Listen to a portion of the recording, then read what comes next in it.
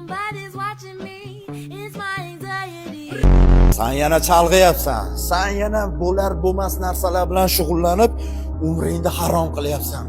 Bu to'g'risida bir chekkadan o'zingga qaraginda, nima seni majburlayapti? Nima senga xalaqit beryapti, majburlayapti? Mana o ashqovoqni yoqmasligingga. Nima senga xalaqit beryapti? Sport bilan shug'ullanmasligingga. Nima senga xalaqit beryapti? Kitob o'qimasligingga. To'g'ri bilet, bu disiplina degan narsa juda qiyin narsa. Uni ushlash juda qiyin, absolyutno bilet. No, millionerlarda, biznesmenlarda, qanaqadir boyvachchalarda bilsang, ular hammasi disiplinani ushlashgan. Boshida yibash qilishgan, bular shunaqa bo'yindan ushlashganda bular. Yibash qilib bosishgan gazini.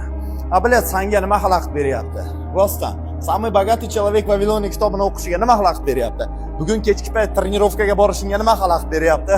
Atrofingdagi dalboyo'p o'rtoqlaringni bilet, yo'qolna qo'ysan, sanam idinna qo'y bilet. Men ko'tarilishni xohlayman deyishingga nima xalaqit beryapti? O'ylab ko'r yaxshilab.